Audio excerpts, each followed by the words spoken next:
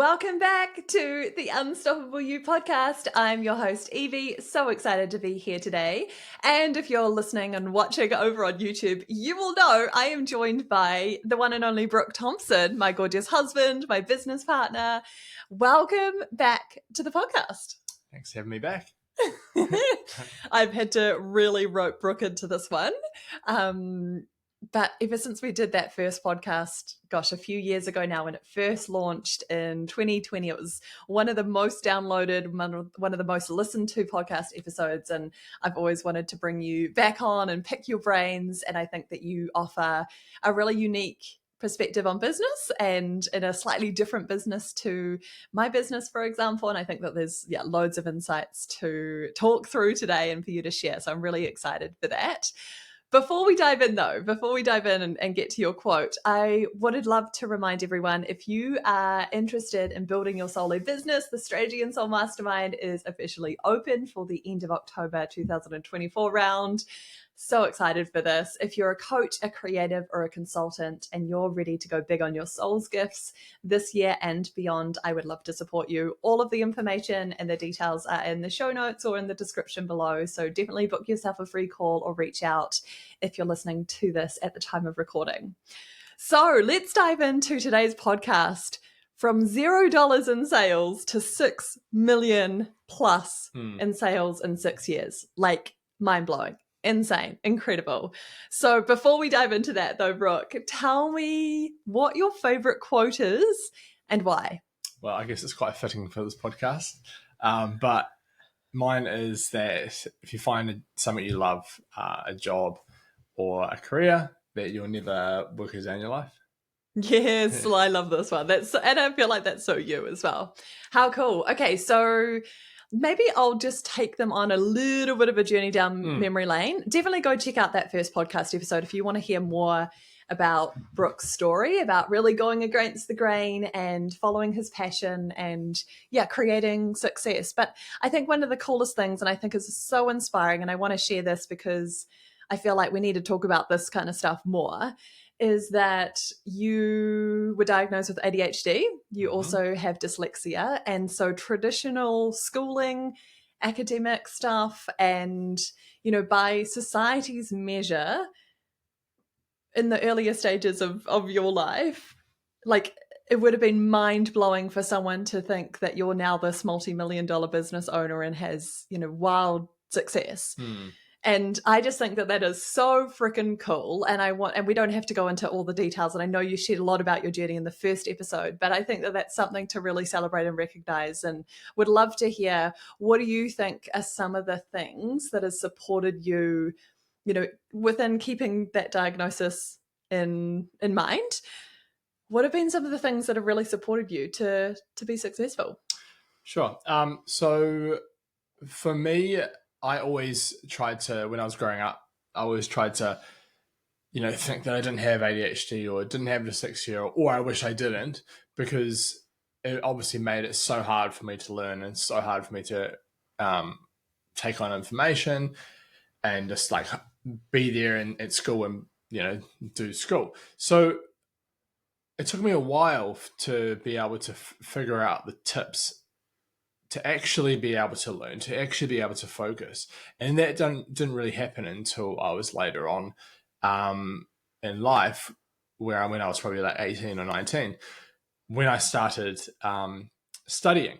But I started studying something that I wanted to do rather than what I was being told to do, or just ticking the box. What the schools made you do. Like maths and geography and blah, blah, boring. So for me, that's really boring, and I just would zone out or not go to school. Okay.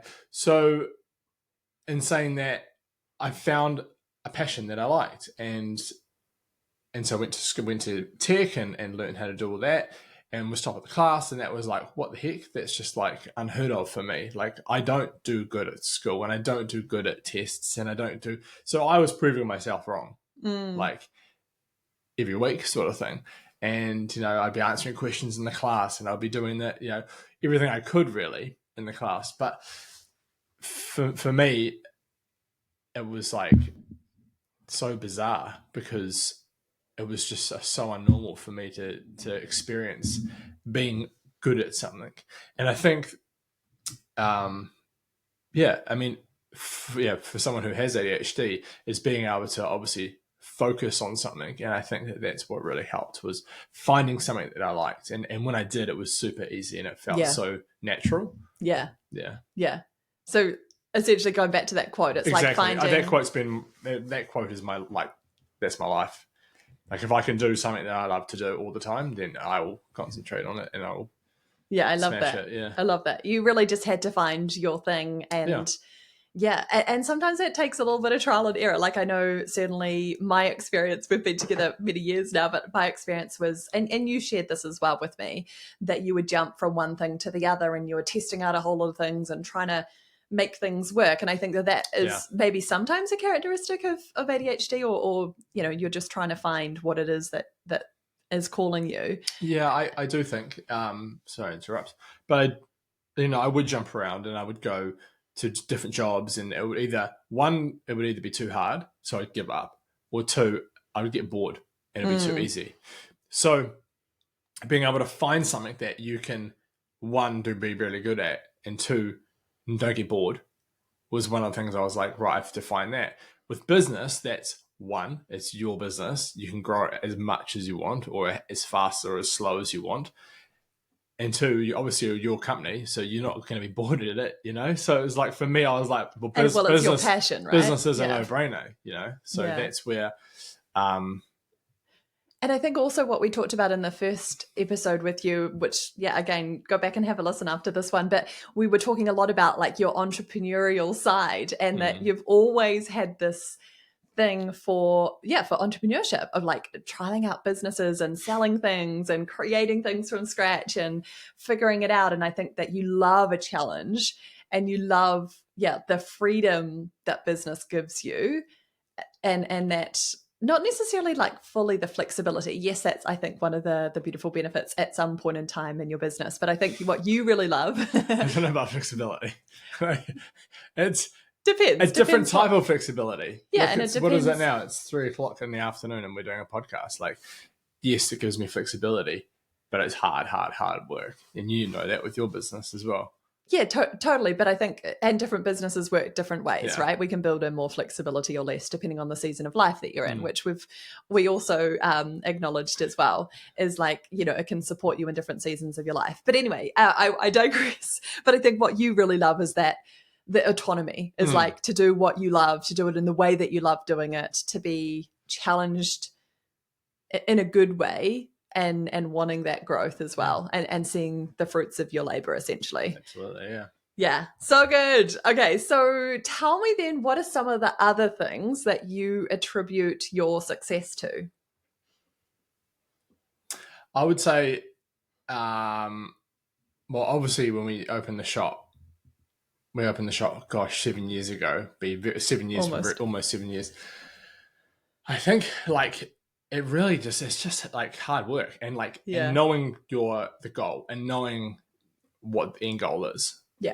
There might be multiple end goals, but for me, it was like $1 million. That was my goal. And I thought that the world was going to change as soon as I make $1 million, but it didn't. It only, the goalpost only just moved and moved further and further. But you just created a new goal. It has to be realistic. And I think that in business, I think people make, I want to do this and I want to make $20 million, and expectations and like goals that are too far ahead, and having those goals set out, whether it's I want to do X amount of dollars per day, or I want to sell X amount of spots or something like that. But a realistic one, so that you can meet those goals, so that you can either cross it off, or write it down, or celebrate those wins. Because if you're not celebrating those wins, then it's hard to keep motivated and to keep pushing the business further. And I think by having that $1 million in that first year, which was the target of mine, which is, I didn't ever think that we would do it. But we did. More than that. But it was a target that I just tried so hard to hit. And I personally thought it wasn't doable, but obviously with the hard work and the team we had behind, and I think us working together that first year as well in the shop, I think we were able to achieve it. And then it's only obviously I've gone next year, we want to do X amount, having that goal set for 12 months or even set for 6 months. Yeah. But to be able to relook at it in 6 months' time and go, right, where are we at now? How are we going to achieve it? Those sorts of things. Yeah, amazing. Yeah, hard work, 100% for sure. Yeah. I don't think you can't, no. We just can't sugarcoat that one. It's so important. Yeah. But I think also what I hear you say in all of this is like your dedication, your commitment to the business and to the success. And it's almost like, I don't think we talked about this at the time, but I look back now and I think we were so committed to it, and we believed that like there was no plan B. This was going to happen, and we were all in. Yeah, we were chips in. There was the whole lot, and not necessarily like financially. Like yes, we invested lots in it, but also just from an energetic standpoint. Like you were like, this is going to work no matter what. There was no kind of like, oh well, we'll just give it a go for a year. It was like, no, I'm going to do this. I've found my passion. I really want to make this work. I've got this big lofty goal, and I'm showing up big time for it. Like I'm putting in the hard yards. 100%. I left my job, which was a super well-paying job. I was stable job, second to the top of the ladder, like in corporate, and I could have easily stayed there and taken the wage and taken a salary. What made you stop? But it came back to that bit I said before about not having, not being fulfilled and not having goal, not being able to set your own goals because it's not your company, and not being able to make the changes that you wish you could. Yeah. Even though you are super high up in a company, you've still got to go through all these hoops to be able to get to where you want the business to be, rather than so I was just like, that's when obviously we had the discussion and we're like, well, let's go and open the flower shop. And I think if we weren't naive about it, I think if we knew what we had in for us and like what we were going to have to put ahead of ourselves, I don't think we would have done it.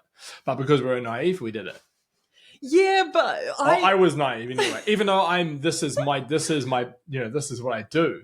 Yeah, but I just had this like vision of what we needed to do, and it was go time. Yeah, I know. Like, I totally agree with you, and I swear that I've said that from time and time before. But I also think deep down there was also no way that we weren't doing it. Like, I really just feel like we were destined to do it. It's a little bit like I don't know if I should make this analogy, but it's a little bit like having children. It takes so much love and time and care and trade-offs, and it changes so much. And you're like, if you really knew what it was like, would you do it? But we do. But we do it all the time. Well, not everyone, but a lot of people choose to do that. And like, I would do it in a heartbeat again because because you love it, and I think it's a part of our journey as well. Like, I really believe that we were destined to do that, and I was destined to be a coach and have my own business this way as well. Yeah. And I think one thing that you sort of touched on earlier, I want to just loop back to, was I think in the early stages, like, so if we take people back to 2017, was like our year of, well, definitely my year of travel and exploring, and I quit my physio job, volunteered at a health retreat. We went over to the UK and Europe and traveled around for months. And Brook came too. He kept his job, but we had 4 months off in Europe. I had 6 months off. And that was really when we just opened our eyes to possibility. And we saw that, you could just choose to live your life in any way that you wanted to. It was just really cool being out of your comfort zones and in a different place where you're not like how people think that you should be or whatever it might be. Yeah. And that was when we started designing and creating Brooklyn Flowers. It was also the year that I signed up to do my coaching certification and my training. So it was a pivotal time for us both. But anyway, 2018, we came back home and we found the shop, we found the lease. And then I still went back to work. Yeah, Brooke went back to work for a little bit until we were ready to go all in on the business. And it was really cool because I think one of the cool things about it was that we have really different skill sets. And I think we work really well together. as a team, even though I'm not in the business nowhere near as much as I used to be. But in the first year, it was me and you, teamwork. And I think it was really cool because we had different skill sets. Like I think we brought a different, we brought some really good strengths and skills to the table that the other perhaps didn't have. Yes, for sure we did. Yeah. So I think sometimes it's nice to be able to either learn those things or outsource those things, or be able to talk to someone who can help you. Whether that's a family member or a friend, or a coach. Yeah, true that. Then I think it's super important. These days I've got staff to bounce ideas off, and because I can't always always bounce it off Evie because you're either working or mumming or But you build up your team, right? So now and you're at after a level. 7 years, we're at a point where I've got one staff member who's been there for 5 years. So it's like, who knows the company, and so for me, it's easy. It's much easier now to be able to say, hey, this is the vision I've got. These are the designs that I've come up with. What do you think? How do you think that's going to relate to business? And because they're on the front line, right? They're doing lots of the work as well. And I'm not saying I don't do the work. I'm just saying like I do the business driving now. Well, I think that's the thing is like you're the CEO, right? Yeah. And you're still the creative director, the brains, you're steering the ship, like you're making the hard decisions. And I think that that's never going to change. Some people want to think that they can outsource the CEO, but you can't, no matter what. You can't you can hire a CEO if you're built to that level of success, but ultimately you're still the driving force of it. I think that's important to remember. Yeah. Okay, one thing I really wanted to talk to you about was your relationship with failure and trying things out, testing things, putting money on the line.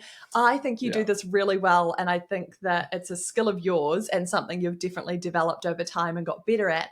But I think many conversations that I've had and with the people that I work with, even my relationship with it is definitely not the same as yours. So can you speak to the fear of failure? Yes. And I'm just going to hand over the mic. I'll just ramble off a few things, but so I think at the very beginning, failure was such a yucky word for me. I hated failure.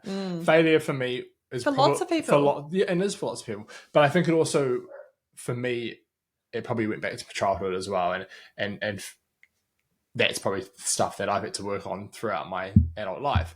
But it's, for me,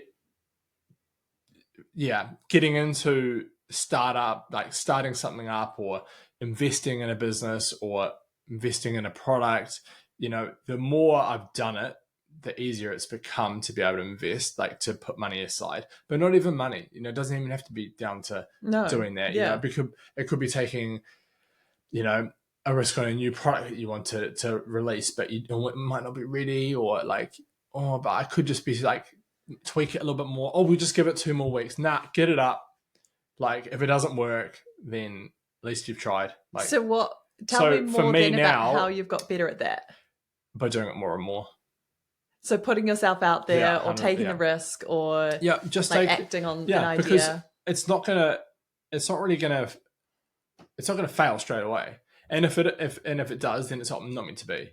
So one of my businesses that we've got is built 3 years ago, and I poured money into it then, and then I stopped it because it wasn't right, and I just had to think about it more, and then I'd reopen the idea up again, and then would put more money into it, and it was to the point where I was just like, right, just scrap the idea completely. And then it only happened end of last year when I was like, hey, this is actually probably a really good concept for the business, and it works in well with Brook and Flowers. And so that's when Flower Subscriptions obviously formed, and then put more money into it. And then, but I think like at the start, when I started off within business, it was like the anxious, like, oh my gosh, like I'm freaking out. This is not going to work. And, you had that like icky feeling inside. But what helped you? But I think that like knowing your craft, knowing like you can back yourself 100%, because other people are going to tell you that it's not a good idea, or it's not going to work, or that's crap, or I think you should be doing something else, or maybe try a different approach. But if you want 100% set on it, then, and if it fails, well, at least you learn from it. Yeah, exactly. Well, I just Like, what's think, going to happen? You just come up with something else. yeah, you just pivot. Yeah. Well, I think that's the biggest thing, right? Is like, and the way that I teach this is that it's not really failure, it's just learning. Like Yeah. flower subscriptions, it was years and years in the making, Yeah. lots of time, lots of money, lots of like refining it. But it was never lost. Like you never lost any No. of that. It was all supportive for the ultimate outcome. And, Yeah. and that was really trusting timing as well, I think. But It's, also I think yeah, at the start, what I hear you say is coming back to your passion, your why. If it's really important to you, if you're lit up by this, if you really want to do it, then yeah, don't listen to the naysayers, because there will be naysayers. We've both had them in our own personal lives and journeys with our businesses, and like, look where we are. So yeah, absolutely not getting caught up in that. Yeah, naysayers will hold you back, 100%. Yeah, and I think this is the thing, is that anyone can argue, oh, it's too risky, or you shouldn't do that, or this is the better way to do it, or whatever it might be. And ultimately you have to come back to your knowing, like what you believe in, what you know, what your version of success is, what your vision is, like what really matters to you. That's what I'm a huge fan of teaching this in my work, is that because like even the way that I coach and the way that I run my business isn't the way that I say that other people should. No. I'm like, hey, here's the principles, here's the the foundations, here's the skills that you need in business, and then we apply them to your authentic magic, your gifts, like the way that you want to do it, your vision, your success, your life, etc. And so yeah, there's no like cookie cutter stuff around here. So anyway, coming back to failure. So I hear you say, yeah, coming back to your why, committing to it, believing in your vision, not listening to the naysayers, and then doing it over and over and over again. Repeat. Because the more you repeat it, the better you become with creating ideas and pulling them off. And it'll become a lot easier for you to, even if you're in your last cent, I would still back myself, even if I was on my last cent, and go all in, because it's just but also like it's for not me even it's about the only way to learn, and it's the only way to know if something's going to work as well. I mean, there's other ways to know if something's going to work as well, test the waters and things like that. But yeah, for me, my approach is like, get it up, get it going, and then you can always chip away at it. Same thing we did with subscriptions. We got it up. The website was not ready. No way was it ready. But I was like, enough's enough. But it was ready enough. It was ready enough. Yeah, it was. Get it up and then start chipping away at it. Yeah. And then when we had it up, we just started like redo the photos and like, And you get the clarity, right? So you're getting the feedback from other people or from the response. Yeah. And also you're getting the clarity internally as well. Like, how do I like this? How does this feel? Do I want to do this more? Do I want to grow this more? What's working, what's not? You can refine it and tweak it. But I think what stunts a lot of people's growth is, and I'm guilty of this too from time to time, and I know that obviously you just shared that you've got better and better and better at this, but we just sit on ideas and we kind of mull them over, and then we're like, like trying to create this masterpiece in our head and know exactly how it's going to play out and exactly how it's going to work and all these things. And sometimes you just can't do that. No, and you'll be waiting and waiting and waiting. And so, yeah, why not? I think you often share this with me. You're like, from time to time, sometimes I'll come home and be like, oh, we're doing this. And you'll be like, what the heck? What are we doing? I was like, oh, we're doing this and this and this. And you're like, okay. Brook doesn't sit around. Yeah. He works fast, if you haven't caught on. But I think also, like you've shared with me, like, hey, like maybe you need to take a bit more risk. Like, what would that look like for you? And that doesn't necessarily mean financially. This can be just time, trying things out, a messaging idea, or, whatever it could be. Yeah. So many different things. I love it. Yeah. What have been some of your other lessons so far in business? Anything else that we haven't covered that you wanted to talk we've through? Obviously been through financial this year, going through a recession, which I've never done before. We've gone through COVID and lockdowns, couple of lockdowns, and obviously the growth of a startup. So I feel like I've ticked off a few, and we're still around, still kicking. So, I think that like with the whole approach that comes down to every single one of those is, like COVID, for example, was what can I do at the time when we're in lockdown, sitting down, I can't really sit down for very long. So I was like, can I open the website? And I'm like, no, I can't. Can I sell flowers? No, I can't. Okay, sweet. So I'm just going to make the website better. So I just redid the whole website in COVID, So doing that was, and then when we got back, being able to like pivot and like change new products, because I was like, everyone's going to be broke, but it was the reverse. Everyone was rich, So everyone was spending, and so we kind of changed a few products around and adapted to what people wanted. People wanted more house flowers because people were still at home.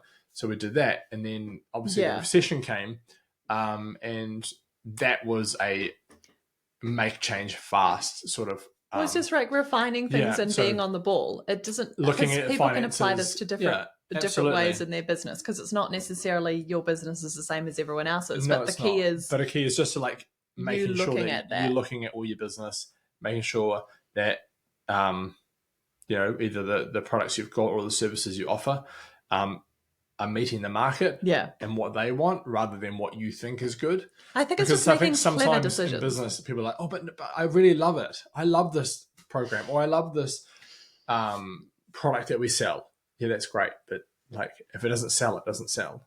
Do you know what I mean? Yeah, it's like, and we've got products like that on our website that just sit there and don't sell. But it's looking at the data, right? It's like looking at your business and being the CEO, like making those smart decisions, pivoting, refining, changing things as you need to, depending on the environment and the climate and those sorts of things.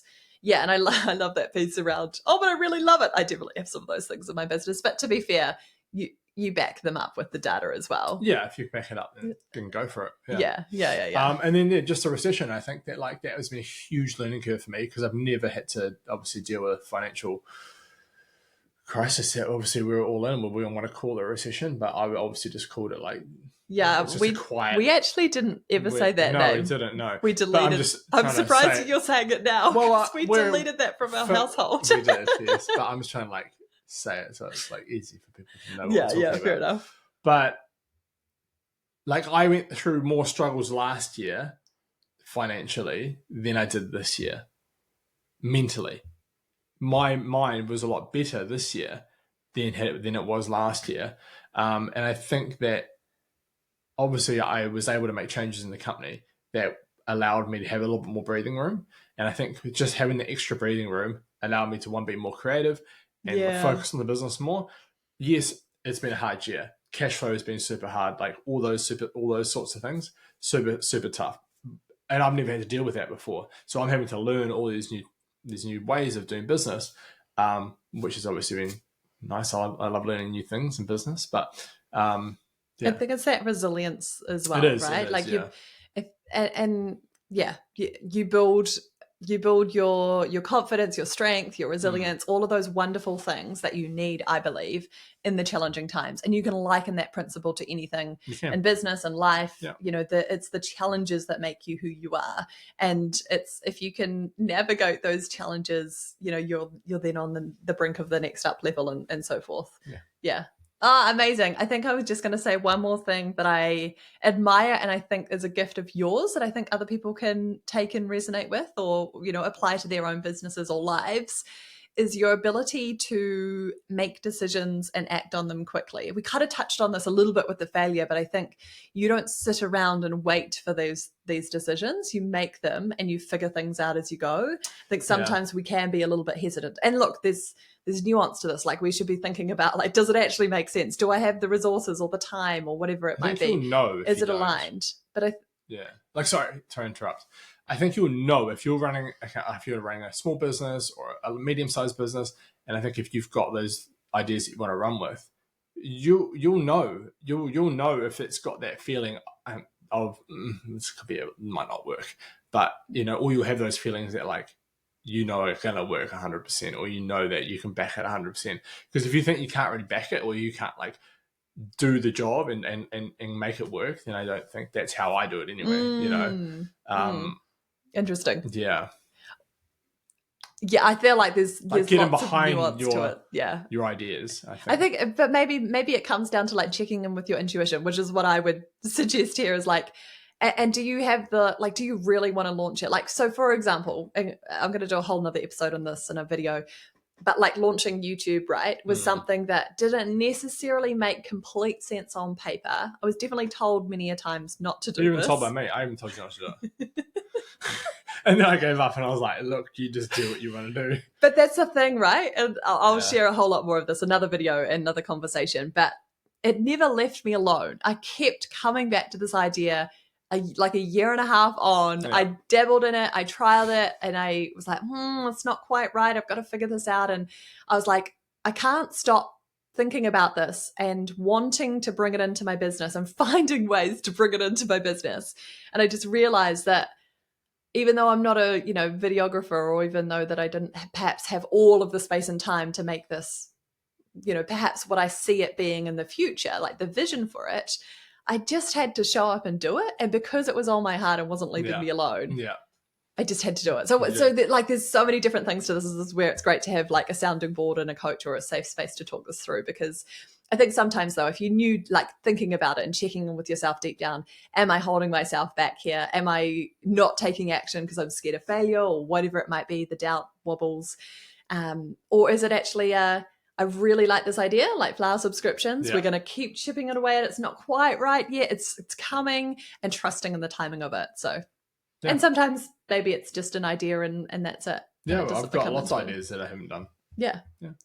Oh, I love it. Was there anything else that you wanted to talk about today that we didn't cover, Mr. Brook Thomson? I don't think so. I think it was good little coverage there. I think like, just to like sum it up, I think that like, find a passion that you love and go all in, and put in the hard yards, work, commitment. Exactly. Because testing things out, taking it will action. pay off. It might take a little longer than you hope, but I'm 7 years into the company and I'm loving every day. Every day I go to work, it's a holiday for me. 6.5 years. Brooke likes to. I like to round things up. I don't like to go like 6 and then Well, anyway, I think it's incredible what you've created in that time frame. But I think also what you're sharing there is like business is also the longer game as well. Like I don't think it's not an overnight success thing, and it does require a lot of you. But it's like when you find your thing, it's like it's easy. It's the best thing ever. Yeah. That's what I said. It's a holiday for me. I go to work. It's all good. It is. I was saying today, I was out and I was like, gosh. This is great. It actually wasn't because I was coming to a podcast, but I was just like, wow, what a cool job. Like, it's just like, I guess that's just a part of owning a company. Yeah, but I think also what you shared earlier actually about celebrating your wins in the journey as well. I think that's also important, and having gratitude for it as well. Like zooming out, sometimes when we can be so in it, we're so focused on, what's going wrong, or where can I grow, or how can we, make more sales, or what's, how can I fix this problem maybe? But then, and, we're all guilty of this from time to time. But I think what you're sharing there is like having those moments where we zoom out and be like, actually, this is so freaking cool that I get to do this. Yeah. And I love what I do. And I get to celebrate and enjoy the journey as well. Yeah. Shall we end there? Sounds good. Boom. I loved that. Thank you so much. Thank you so much for coming on the podcast. That was really cool. I hope you guys loved it. Yeah. Let us know. Send us a DM or comment if you're watching over on YouTube in the comments below. We would love to hear from you and hear what resonated, what you loved. If you want to get Brook back on, I need some more backing, guys. That would be helpful. I'll come back on. Oh. Maybe not like 5 years again, but maybe we'll do something. I got some cool things coming up, so maybe we'll talk about those and how I've worked around. Oh, we're just gonna like plant that little seed. Starting up this new company that we've got going. We're just gonna drop that there for you guys. Isn't that called a YouTube like cliffhanger? Yeah, I love it. Amazing. Oh well, thank you, gorgeous humans. Thanks for being here with us. We love you, and hope that was so supportive, inspiring, and a real fun one. Yeah. Bye-bye.